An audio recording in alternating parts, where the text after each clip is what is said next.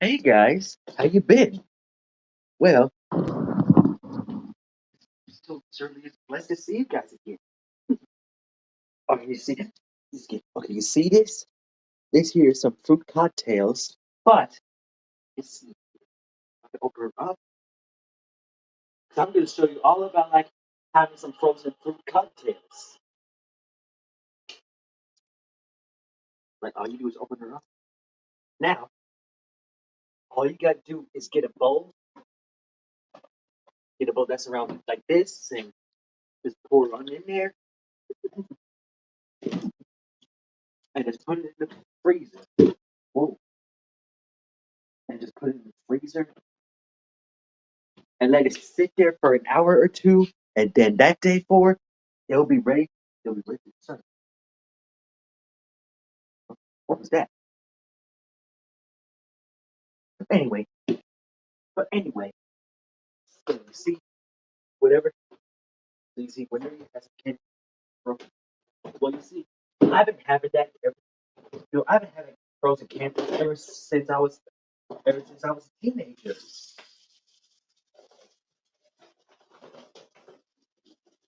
Yeah, I've been having it ever since I was a teenager. I'm telling you, it was really good too. I think you, I think you guys ought to try it as well.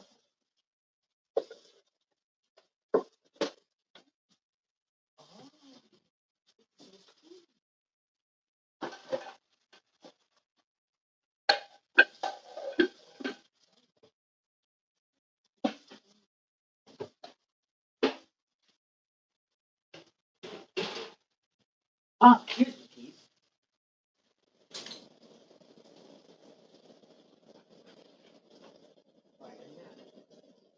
Oh,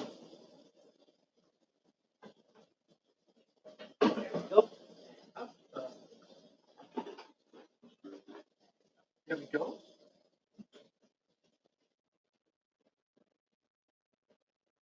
Just got these dishes to wash. And hey, lucky for me, but you know what? Lucky for me, I don't have lots of dishes to wash because I'd already washed them before the day comes.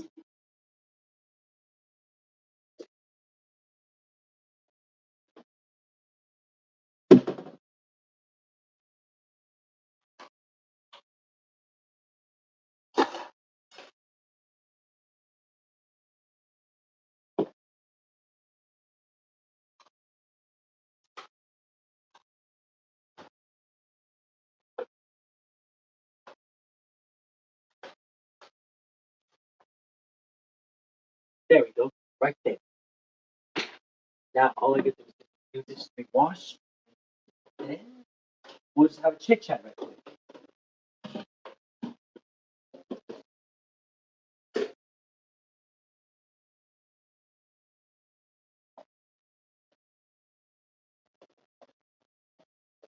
All right, there we go. There we go. Aha.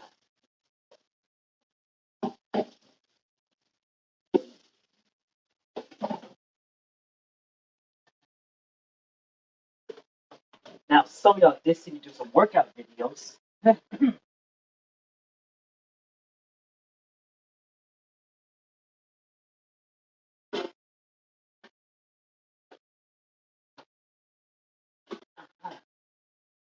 we go.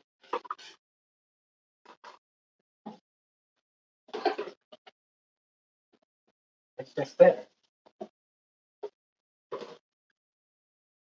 There, there. All the dishes are now done.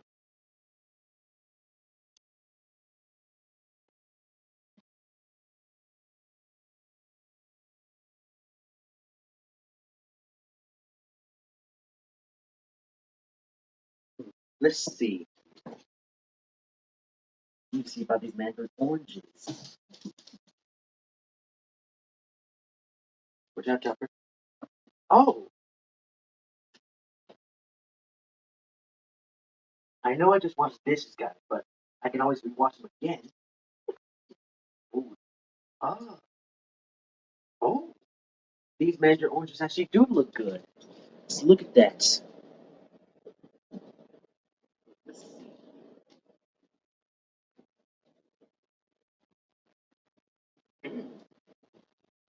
You see, not only that,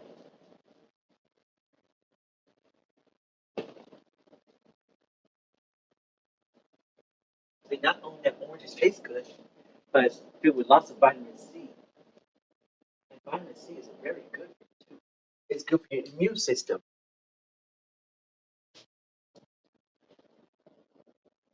Oh, oh, yes.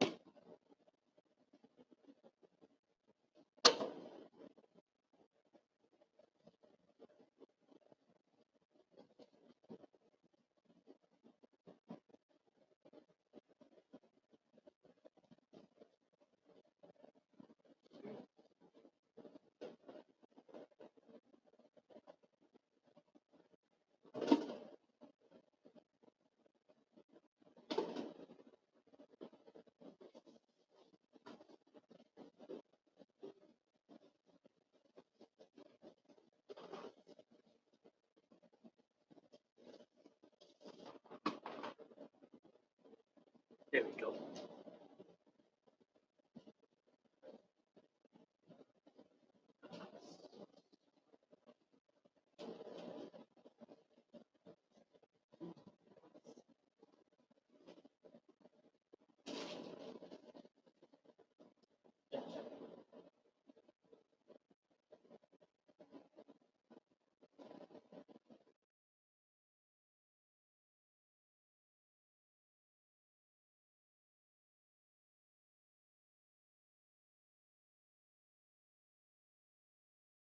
Ah, I start with you got lesson 4.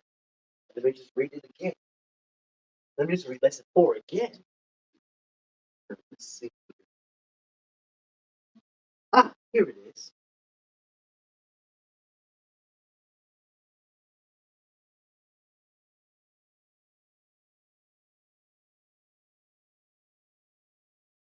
Okay, there we go. Now, as I was saying, with canned foods, all you gotta do is like get a canned food, open up the can, and just pour it in the bowl, and let it sit in the freezer for about 2 hours. But anyway, that's all it. And today, I'm gonna show you how it looks like when it's finished. It, we'll definitely show you what it looks like when it's finished. But right now, let's see about lesson 4. Let's see here. Okay, lesson 4.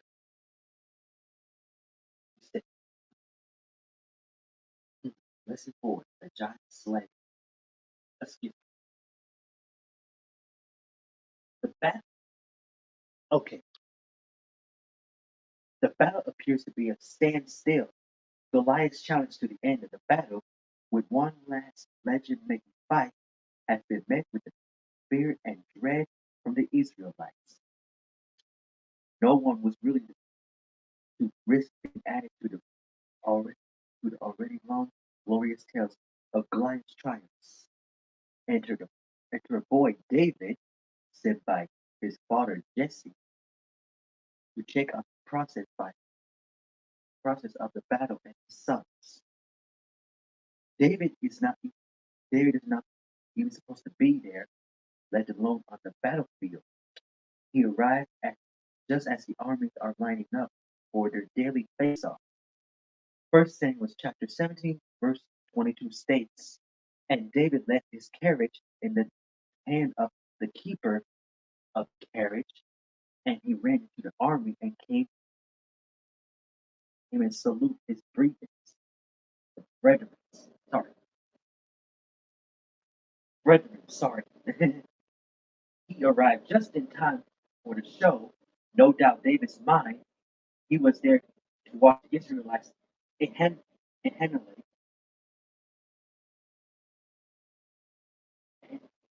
the Philistines.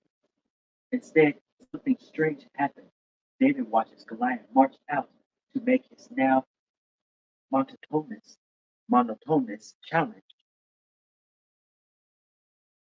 and no one responds. If he, if the screen were played, if the screen were playing the video in front of us, the tense music would play. The David's eyes dark around the anti, anticipation, yet anticipation, or of who would be the hero. Only slowly realized no one on the Israelite side was stepping forward, not even his older brothers. David's incomprehension of the reaction from Israelite army is obvious as he states in verse 26. For for who is this uncircumcised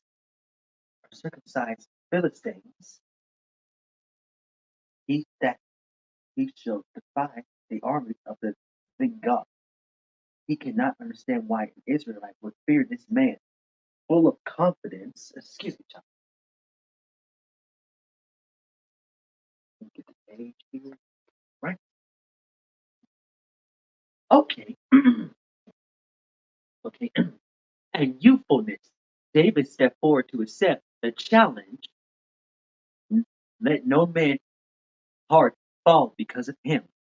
Thy servants will go after and fight with Philistines. Verse 30. That's verse 33. From here, the screen brings an element of humor. First, you see the rivers of the sibling rivalry and irritation. Eliba, the eldest brother, obviously disgruntled, they're disgruntled with David, imagining David is simply being curious and foolish, trying to not this time, Chopper, tries to put David in his place. Maybe he thought, you don't belong here. Well, you do not belong here, David. Go back to tending and measly sheep, David. You're too young and weak to handle this, David. Surely the great deal of eye rolling and angry sighs up and young.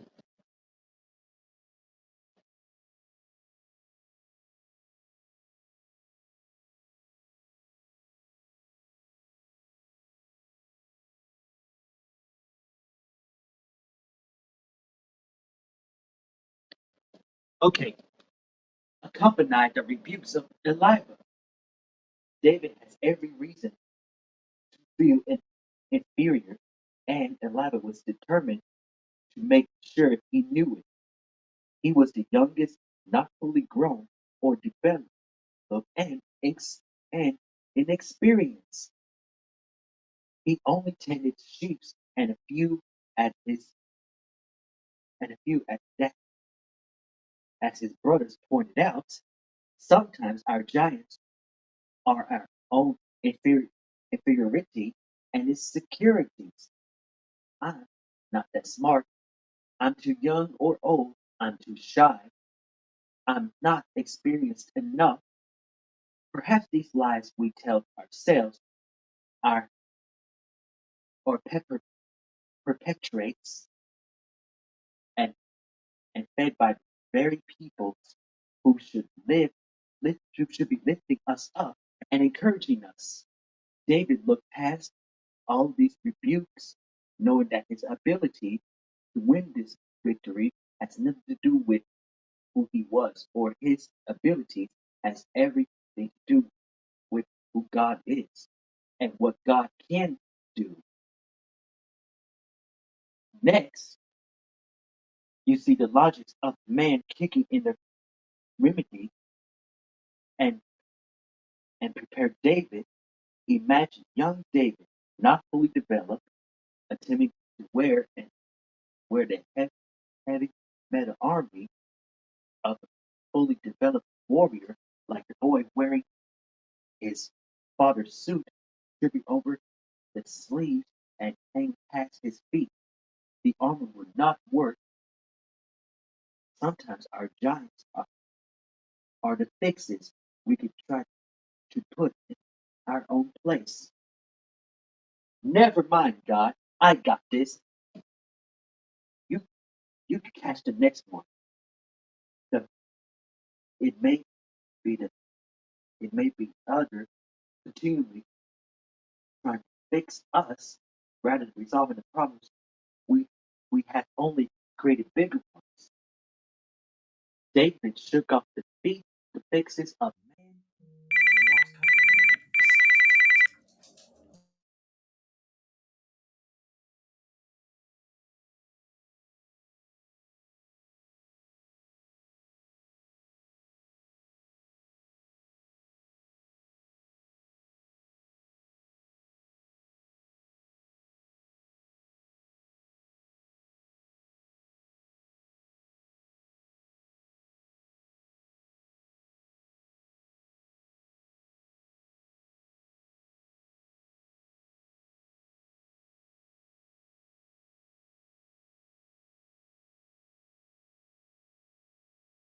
confidently. Guys, I'm gonna have to hold it right here, but hey, don't you worry. I'll be right back.